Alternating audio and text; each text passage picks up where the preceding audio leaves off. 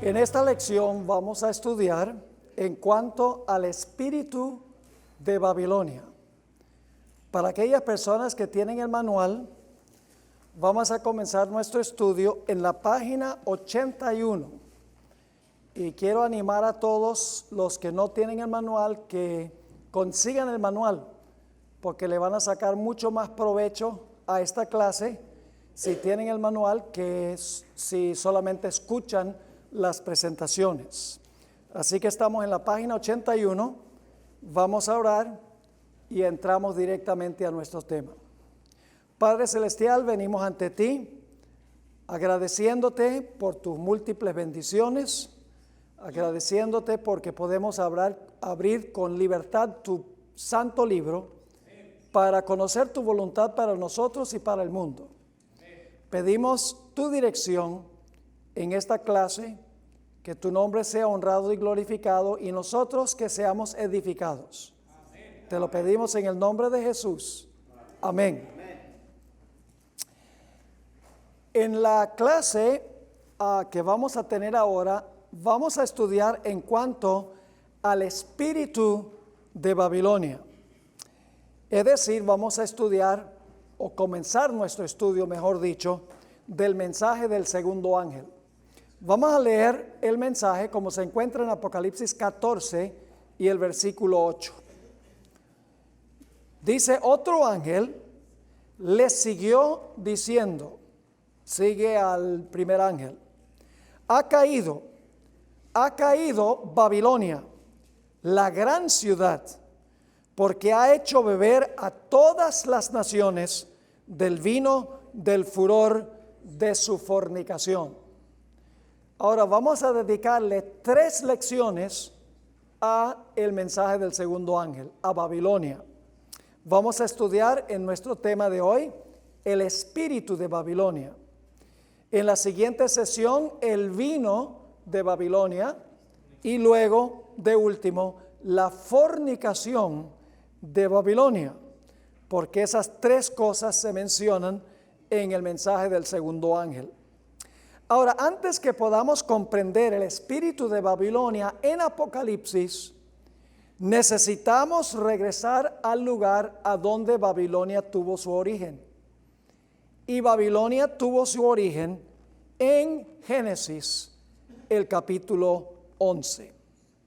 Ahora, los medios de comunicación seculares, los científicos, los gobernantes y las instituciones educativas de este país y de muchos otros países son incapaces de comprender cómo terminará la historia, porque ellos no creen que el relato de los primeros 11 capítulos de Génesis son historias confiables.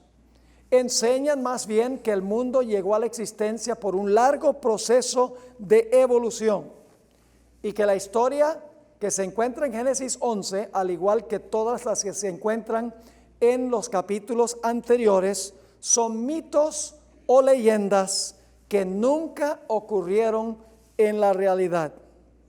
Y por esta misma razón, como no comprenden el principio, rechazan el relato del principio, tampoco son capaces de entender el relato en cuanto al fin en el libro de Apocalipsis. Para ellos, el libro de Apocalipsis es un libro de ciencia ficción, semejante a las profecías de Nostradamus.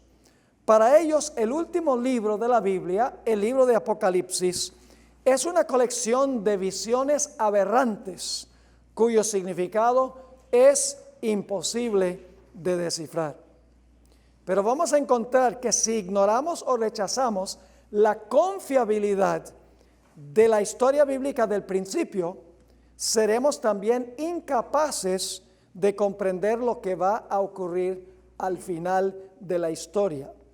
Pues las historias de Génesis 1 al 11 son ilustraciones de lo que va a ocurrir en el futuro, son de carácter tipológico, en otras palabras. Al rechazar los relatos de Génesis y Apocalipsis, estaremos navegando en un océano de incertidumbre, sin compás y sin rumbo. Entonces vamos a repasar la historia que se encuentra en Génesis 11, que es una historia literal. Ocurrió tal cual lo relata ese capítulo. Ahora, este evento de la construcción de la Torre de Babel, la primera vez que aparece la palabra Babilonia en la Biblia, ocurrió más o menos unos 100 años después del diluvio. Es decir, el mundo se había degenerado solamente en un periodo de 100 años. Ahora, lo primero que queremos notar, estamos en la página 82, es que después del diluvio, Dios había mandado que el pueblo se dispersase a través de toda la tierra. No debían unirse en un solo lugar.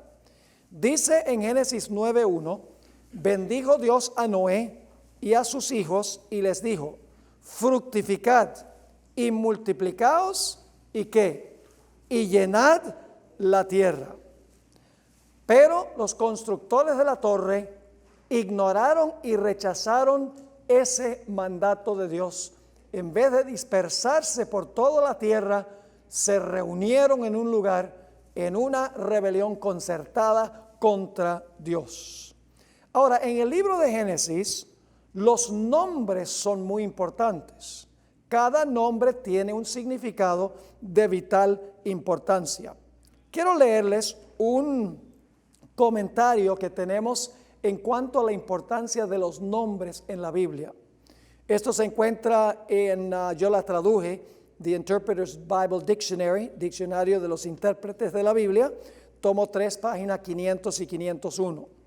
En el modo de pensar bíblico, el nombre no es un mero rótulo de identificación, más bien es una expresión de la naturaleza esencial de la persona que lo lleva.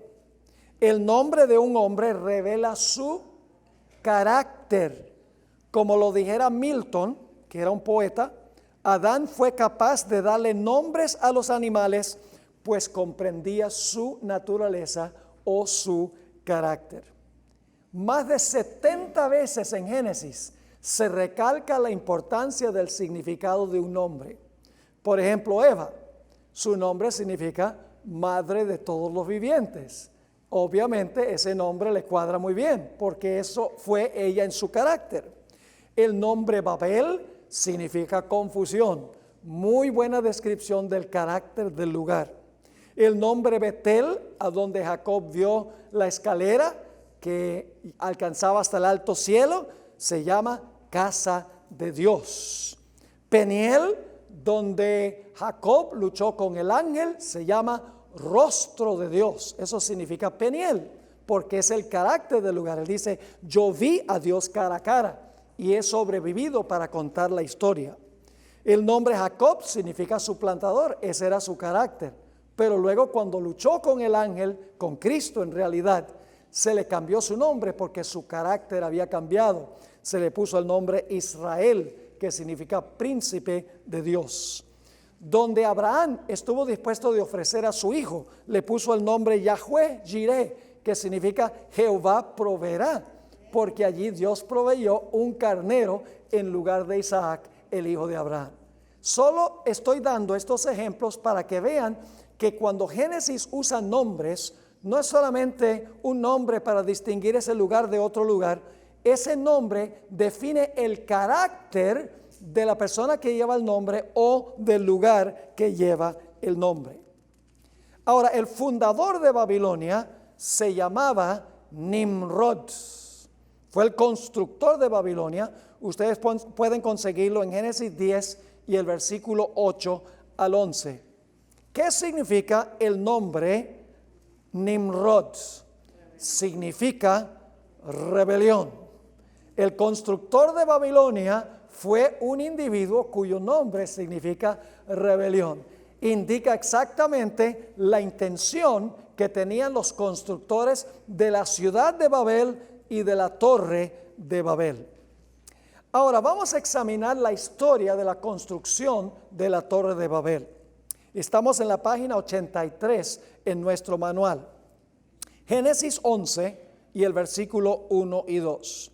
Nos dice que todos los habitantes hablaban un mismo idioma y emprendieron un solo proyecto. Dice allí, tenía entonces toda la tierra una sola lengua y unas mismas palabras. Y aconteció que cuando salieron de oriente hallaron una llanura en la tierra de Sinar y se establecieron allí. Cuando el texto nos dice que toda la tierra tenía una sola lengua y unas mismas palabras, no significa meramente que todo el mundo hablaba literalmente el mismo idioma. El contexto indica que, por así decirlo, estaban todos en la misma página de rebelión. Es decir, todos tenían el mismo espíritu. Y ese espíritu era desobedecer a Dios, consolidándose en un solo lugar con un espíritu de rebelión para consolidar la rebelión. Es decir, tenían la intención de establecer un nuevo orden mundial. Y por lo tanto emprendieron este proyecto. Se describe en Génesis 11 y el versículo 3 y el versículo 4. Y se dijeron unos a otros, vamos, hagámonos ladrillos y cozámoslos con fuego. Y les sirvió el ladrillo en lugar de piedra y el asfalto en lugar de mezcla. Y dijeron, vamos, edifiquémonos. No dice que edifiquemos, dice edifiquémonos. Es una empresa egoísta. Edifiquémonos una ciudad y una torre, cuya cúspide llegue al cielo, y hagámonos un nombre. Esa expresión significa hagámonos famosos. Es decir, es una empresa centrada en el hombre, en honor a la grandeza y la fama de los constructores. Sigue diciendo, ahora, ¿qué era lo que ellos no querían? Hagámonos un nombre por si fuéramos, ¿qué? Esparcidos sobre toda la faz de la tierra. No querían esparcirse, querían consolidarse en un solo lugar en rebelión contra Dios. Elena White, en el libro Patriarcas y Profetas, página 99, describe vívidamente esta empresa o esta tarea rebelde de los constructores. Dice así, decidieron construir allí una ciudad y en ella una torre tan estupenda, de tan estupenda altura, que fuera la maravilla del mundo. Estas empresas fueron ideadas para impedir que la gente se esparciera en colonias. ¿Qué era lo que ellos no querían? Que la gente se dispersara por toda la tierra y estableciera colonias en vez de estar todos unidos en un mismo lugar. Sigue diciendo, Dios había mandado a los hombres que se diseminaran por toda la tierra, que la poblaran y que se enseñorearan de ella. Pero estos constructores de la Torre de Babel decidieron mantener su comunidad unida en un solo cuerpo y fundar una monarquía que a su tiempo abarcara toda la tierra. Nuevo orden mundial, ¿sí o no? Así su ciudad se convertiría en la metrópoli de un imperio universal, un imperio mundial, un nuevo orden mundial, está describiendo ella, aunque no usa la terminología. Su gloria, la gloria de ellos, demandaría la admiración y el homenaje del mundo y haría célebres a sus fundadores.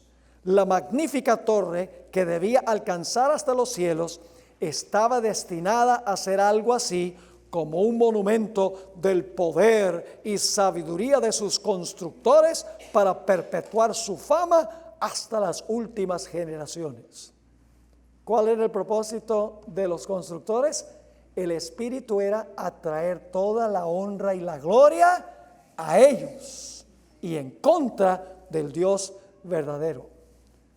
Los fundadores de Babel, estamos en la parte de arriba de la página 84. Los fundadores de Babel tenían la intención de establecer un nuevo orden mundial en las riberas del río Éufrates. Era su deseo consolidarse en un solo lugar, continuar viviendo en pecado y salvarse a sí mismos por medio de la tecnología en caso de que hubiese otro diluvio. Suena algo parecido a lo que están diciendo en cuanto al cambio climático.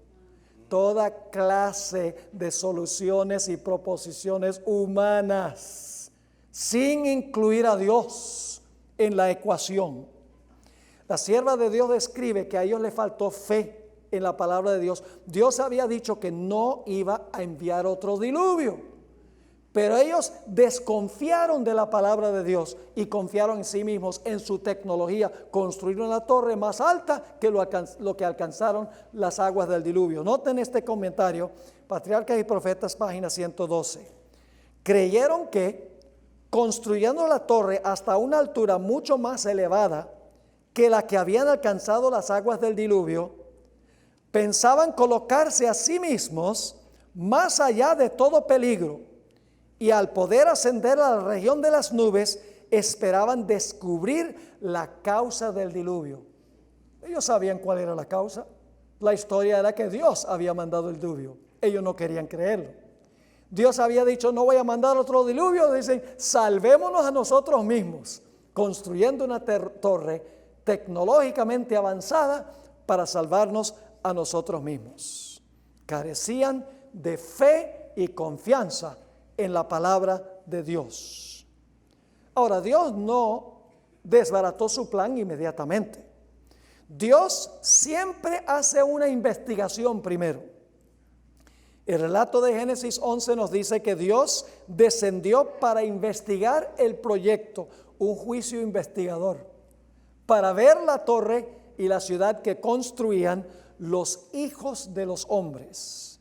Dice en Génesis 11:5, y descendió Jehová para ver la ciudad y la torre que edificaban los hijos de los hombres. La expresión hijos de los hombres significa gente que está alejada de Dios. ¿Te recuerdan que en Génesis capítulo 6 habla de los hijos de Dios y las hijas de los hombres? Pues aquí tenemos los hijos de los hombres. Son personas rebeldes en contra de Dios.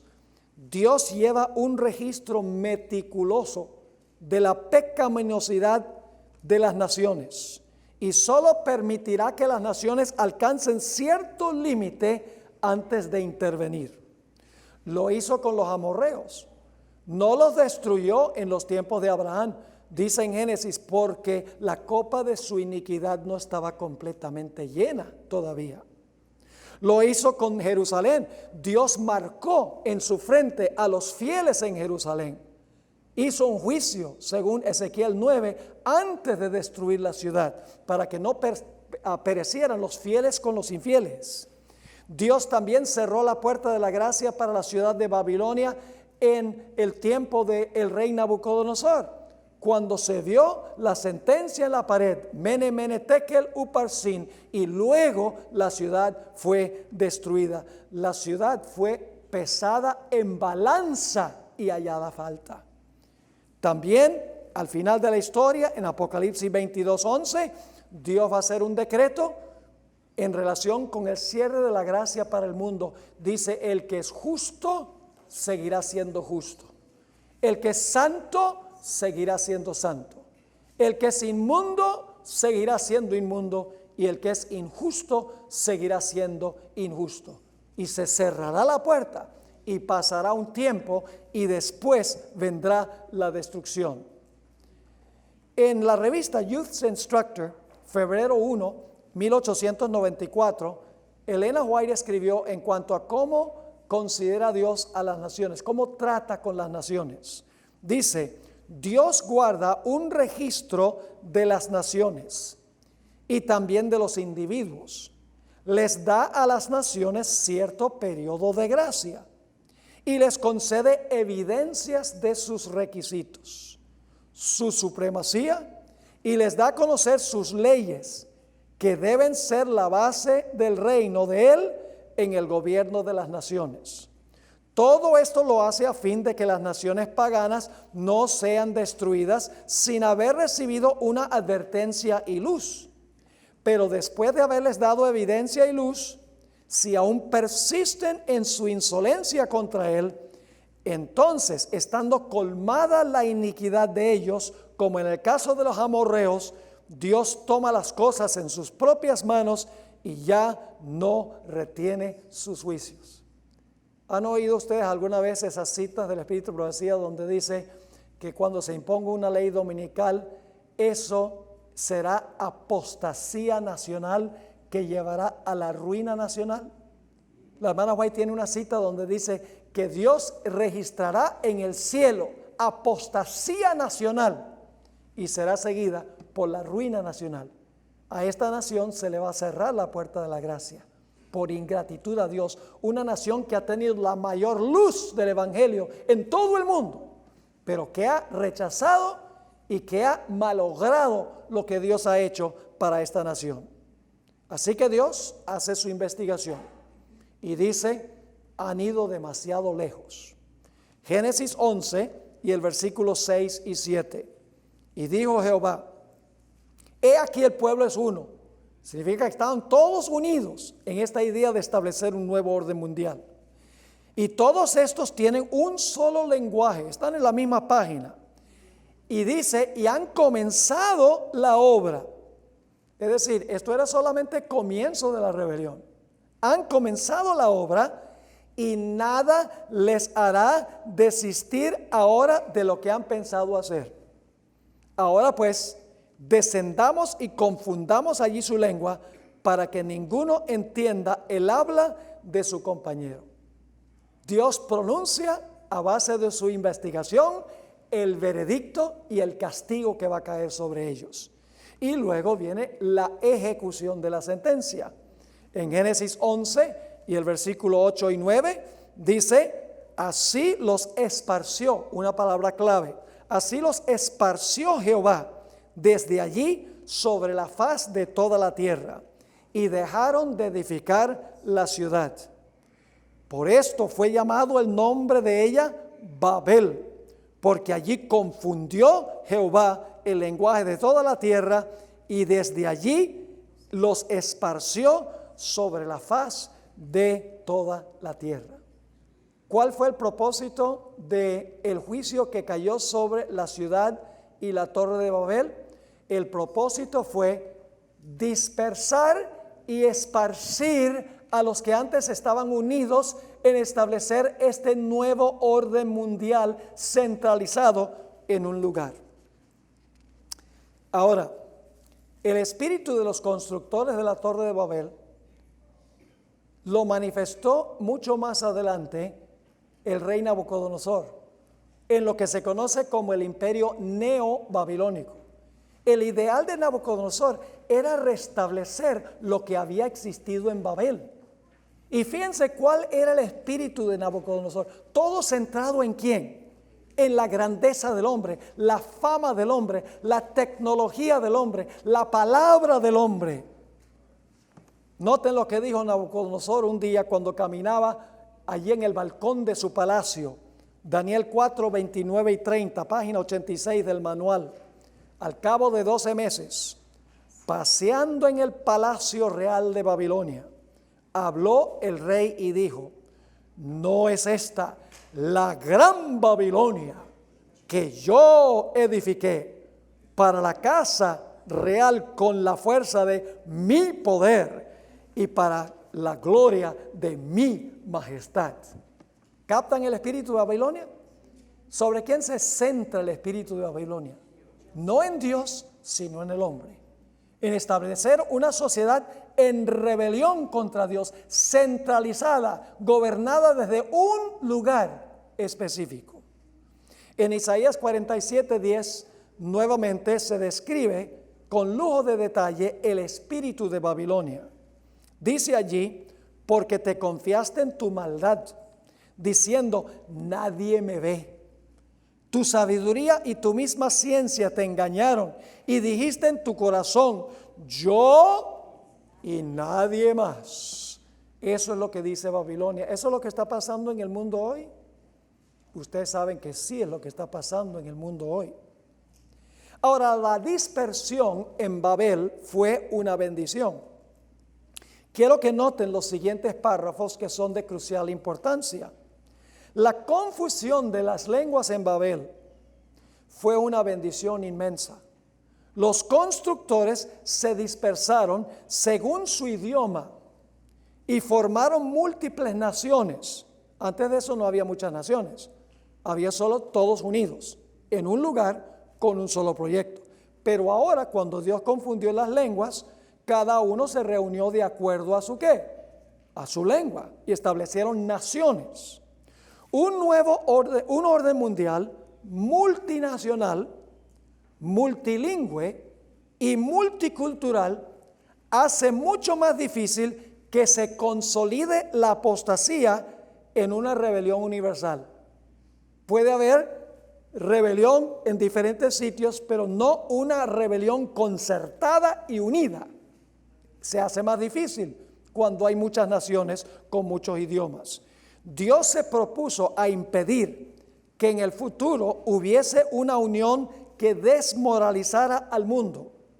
Cada uno de estos grupos podía proseguir su camino pecaminoso, pero la división en muchos grupos haría mucho más difícil una unión concertada y universal contra Dios. Lo que querían los constructores de la Torre de Babel era una civilización establecida sobre la grandeza humana. Una unidad tal eventualmente se desbaratará.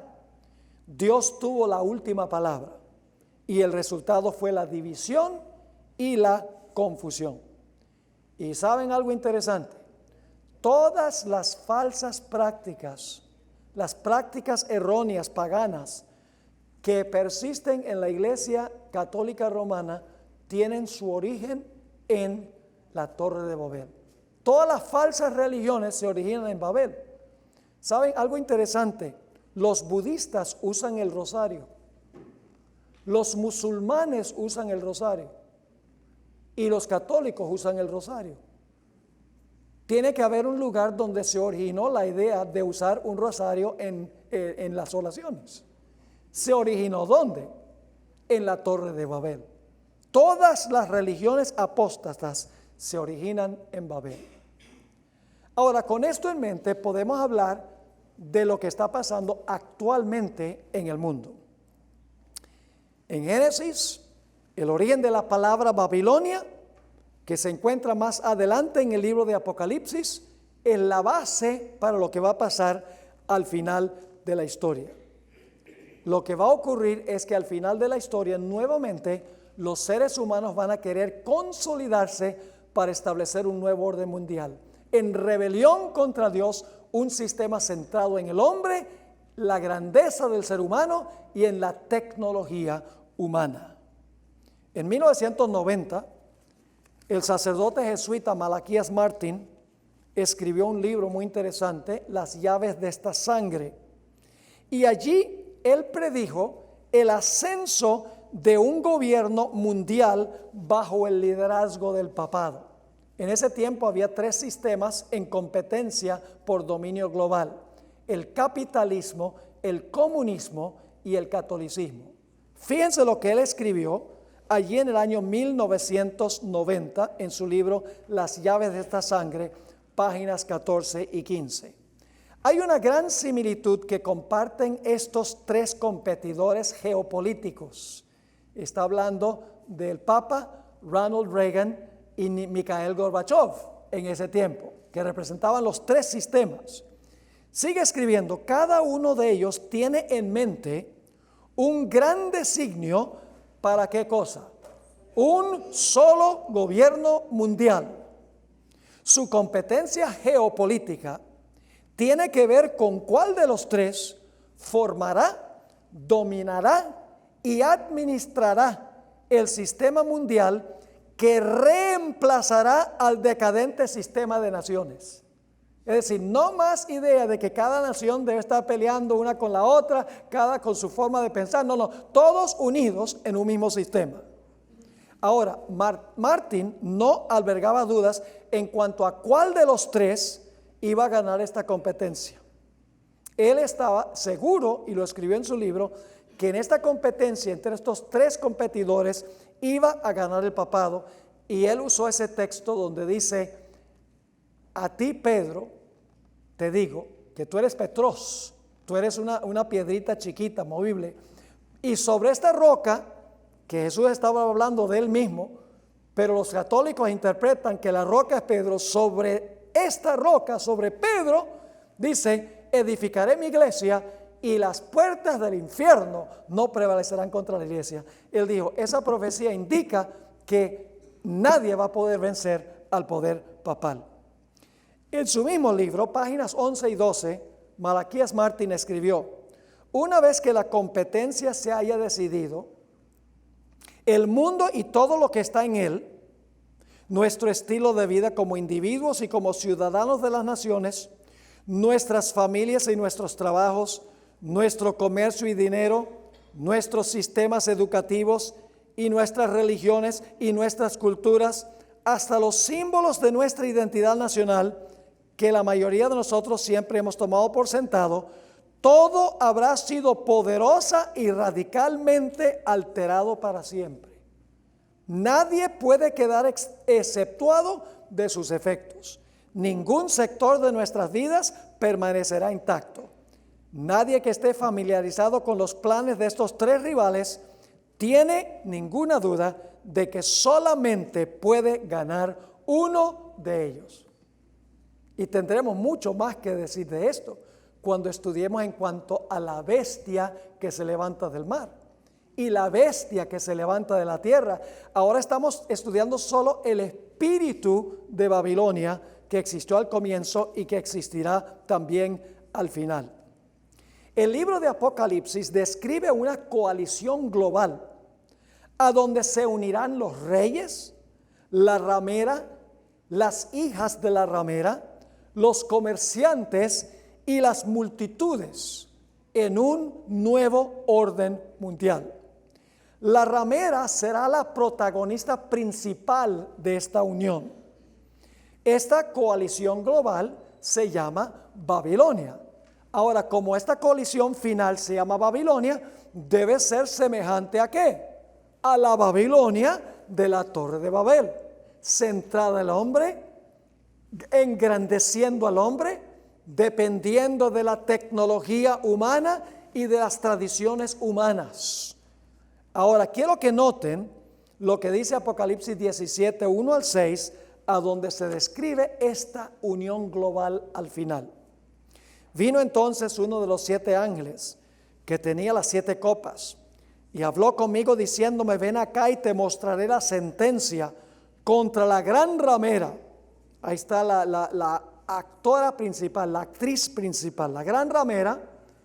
¿Y a quiénes controla la gran ramera?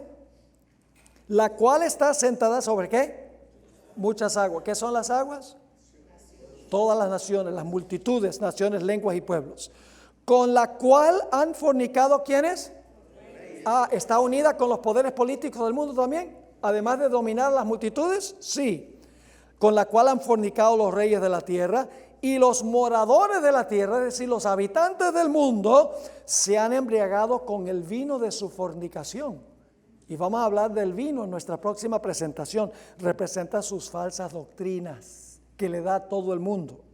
Versículo 3. Me llevó en el espíritu al desierto y vi una mujer sentada sobre una bestia escarlata llena de nombres de blasfemia que tenía 7 cabezas y 10 cuernos. Y fíjense la vestimenta de esta mujer. La mujer estaba vestida de púrpura y escarlata. ¿Qué religión del mundo tiene como esos sus colores predominantes? La iglesia romana. ¿Y adornada de qué? De oro, de piedras preciosas y de perlas. Eso también caracteriza al poder papal. Ustedes que han sido católicos lo saben. Y tenía en la mano un cáliz de oro lleno de abominaciones y de la inmundicia de su fornicación. Ahora, ¿cómo se llama esta ramera? ¿Será que tiene alguna relación con Génesis 11? Fíjense. Y en su frente un nombre escrito, un misterio. ¿Cuál es el nombre? Babilonia la grande, la madre. Si es madre, tiene hijas que nacieron de ella también. ¿Las hijas van a hacer lo que quiere la madre? Sí, vamos a estudiarlo más adelante. Van a hacer lo que dice la madre de las rameras y de las abominaciones de la tierra. Y fíjense lo que va a hacer.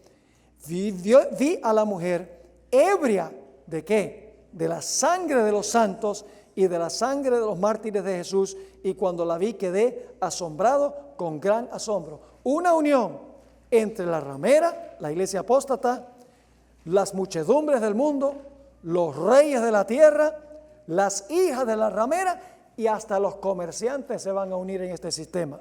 Noten en la página 88, Apocalipsis 18:3, porque todas las naciones han bebido del vino del furor de su fornicación, y los reyes de la tierra han fornicado con ella. ¿Y quiénes más? Y los mercaderes de la tierra se han enriquecido de la potencia de sus deleites. Todo el mundo unido al final de la historia bajo el nombre de Babilonia en un nuevo orden mundial centralizado. Resumamos. Una mujer ramera representa una iglesia apóstata. El acto de sentarse sobre muchas aguas significa ¿qué cosa? Que tiene dominio sobre las gentes. En tercer lugar, es una iglesia que tiene relaciones ilícitas ¿con quiénes? Con los poderes políticos de la tierra, del mundo. Luego dice, es una iglesia que le da a las naciones ¿qué cosa? El vino de falsas doctrinas. Siguiente dice, es una iglesia cuyos colores predilectos son púrpura y escarlata. Es una iglesia rica y ostentosa, pues está ataviada con oro, piedras preciosas y perlas, para atraer la atención ¿a quién? A ella. Es una iglesia que tiene hijas que en algún momento posterior nacieron de ella, que actuarán igual que la madre. Y es una iglesia que en su historia ha estado manchada con la sangre de los mártires de Jesús. Ese es el espíritu de Babilonia. Ahora, no es coincidencia que el Papa Francisco I habla de la consolidación de las naciones. Habla de fronteras abiertas a donde hay inmigración libre, porque él quiere acabar con el sistema de naciones separadas una de la otra. Él sabe que esta inmigración diluye el espíritu patrio y desmorona las fronteras entre naciones. ¿Recuerdan lo que escribió Malaquías Martín? Francisco también ataca el capitalismo bajo el pretexto del bien común. ¿Ve? La idea, el bien común, todos juntos. Habla de la necesidad que tienen las grandes corporaciones mundiales de cuidar el medio ambiente e insta a las naciones ricas a redistribuir su riqueza a las naciones pobres. Es decir, la idea de que todos deben estar conectados y vinculados, todos deben estar iguales. Ahora, yo tengo aquí una frase un tanto directa. El Papa oculta bajo su sotana jesuita sus aspiraciones comunistas. ¿Ustedes saben quién es el jefe de los jesuitas, del orden de los jesuitas hoy? Un venezolano. ¿Y qué está pasando en Venezuela? Ustedes saben qué está pasando en Venezuela. ¿Qué ha dicho este líder de los jesuitas en cuanto a lo que está pasando en Venezuela? Nada. ¿Qué dice Francisco I en cuanto a lo que está pasando en Venezuela? Solo les dice, arreglen su problema. No dice nada, porque el Papa tiene aspiraciones socialistas de unir a todo el mundo en un sistema bajo el liderazgo del poder papal. Pero Dios tendrá la última palabra.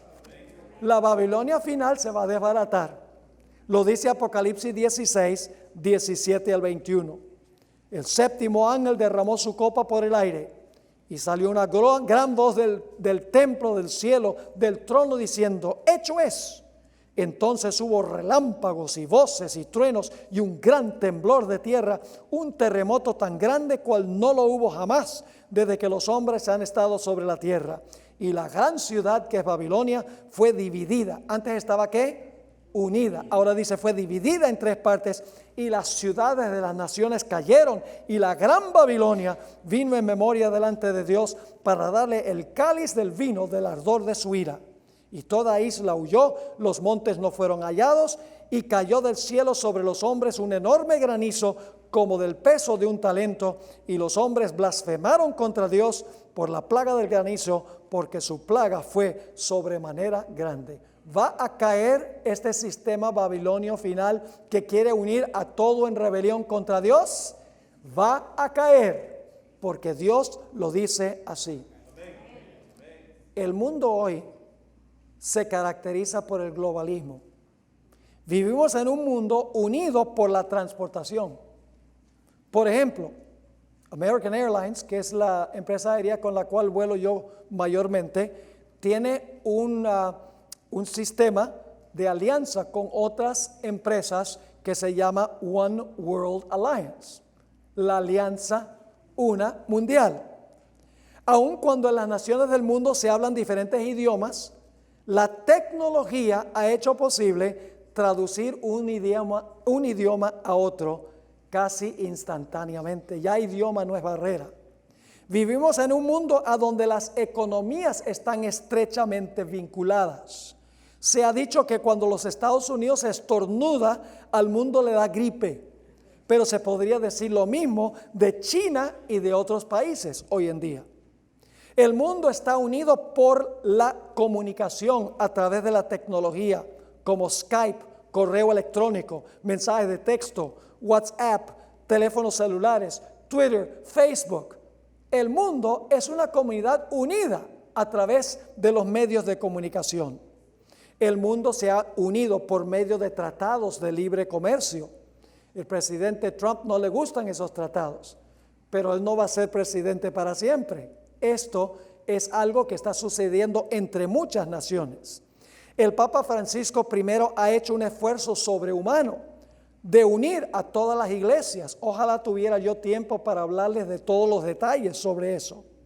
El mundo occidental se está uniendo para hacerle frente a un enemigo común, el islamismo extremista. Y esta unión se transformará al fin en una oposición contra todo aquel que se considere sectario y fundamentalista. El Papa ha llamado a todas las naciones a que se unan para resolver el problema del cambio climático y la pobreza global. Todos estos métodos que se están proponiendo se basan en una filosofía rebelde. El modo de pensar actual es posmoderno, a donde se enfatiza la tolerancia, la necesidad de ser políticamente correcto. Se enfatiza la unidad en la diversidad, el pluralismo, los derechos humanos, que cada uno pueda hacer lo que quiera hacer.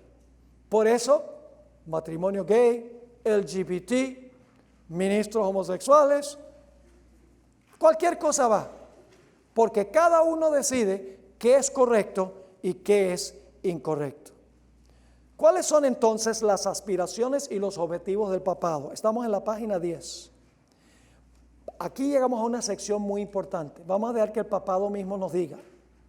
Particularmente durante los últimos 120 años, desde que el Papa León XIII publicó su encíclica Rerum Novarum, han aparecido repetidas veces en la literatura social del papado 4 expresiones. La primera expresión que consiguen vez tras vez es el bien común. Eso significa que el individualismo es un enemigo que hay que evitar a toda costa. La segunda expresión, la solidaridad. Eso significa que debemos unirnos en un solo cuerpo ecuménico y evitar el sectarismo. La otra palabra es la subsidiariedad. Nuestros intereses personales son subsidiarios al bien común de todos. Y finalmente, la destinación común de los bienes, que es la idea que la propiedad personal no es necesariamente personal, sino que más bien pertenece a toda la raza humana y debe ser redistribuida de acuerdo a la necesidad. Son expresiones socialistas hasta lo más profundo. Ahora voy a leerles palabras de una encíclica del Papa Benedicto XVI. Se llama Caritas in Veritate. Significa amor en verdad.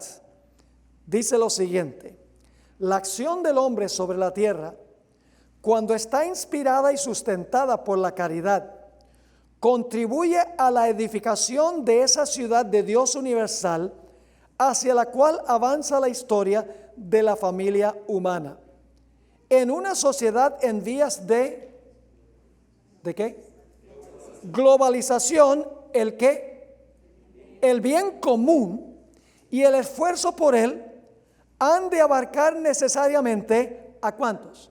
A toda la familia humana, es decir, a la comunidad de pueblos y naciones, dando así forma de unidad y de paz a la ciudad ¿de quién? A la ciudad del hombre, y haciéndola en cierta medida una anticipación que prefigura la benedicta ciudad de Dios sin barreras. Quiero preguntarles, ¿cuántos de ustedes han oído alguna vez a Francisco I referirse a la segunda venida de Cristo como la gran esperanza del planeta Tierra? Ni una. Porque el ideal del papado no es que esto se va a arreglar con la segunda venida de Cristo.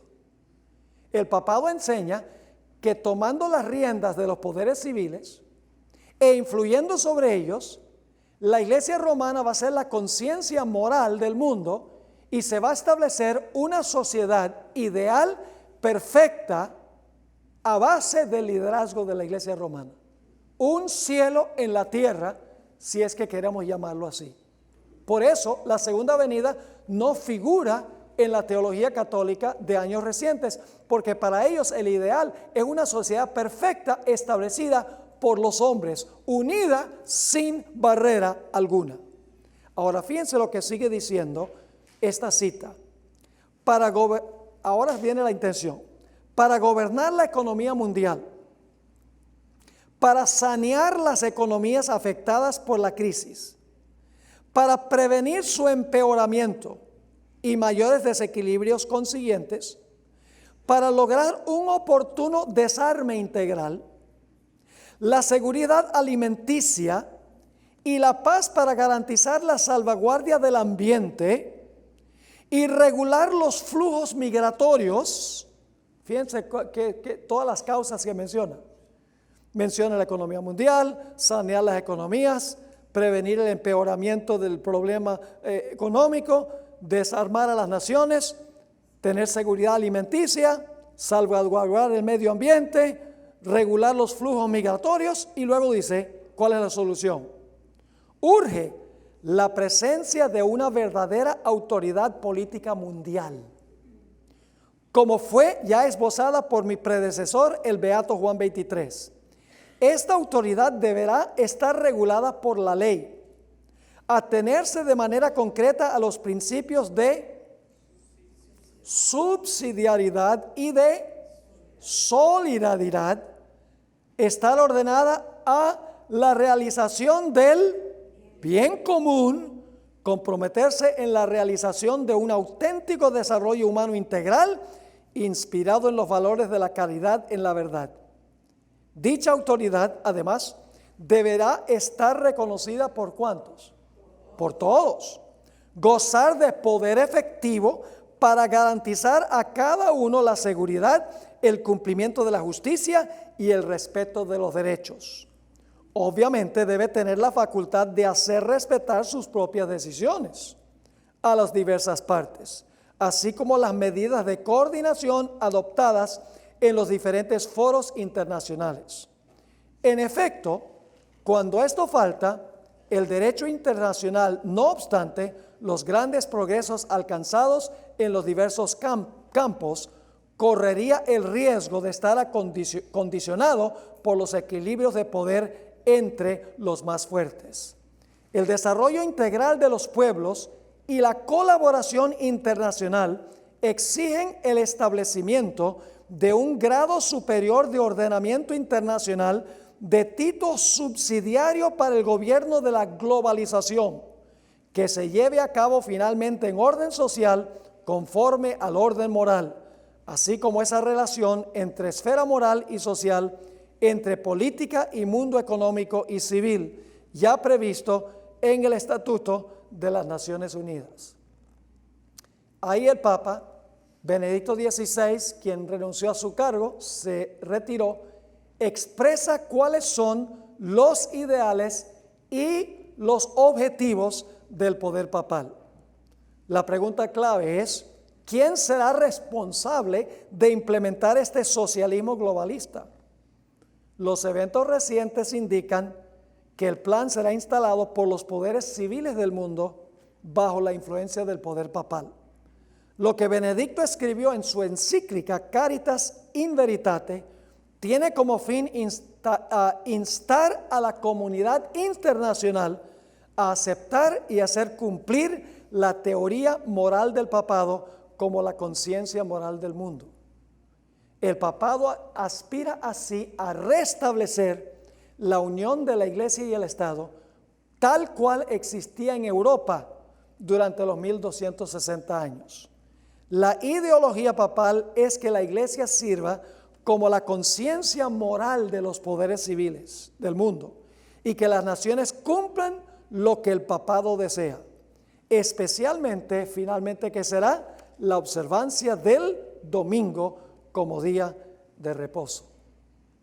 Esas son las aspiraciones del poder papal, hacer otra civilización como la que existió en la Torre de Babel. Exaltar al hombre, la grandeza humana, la filosofía humana, un nuevo orden mundial, consolidando todo en rebelión contra Dios.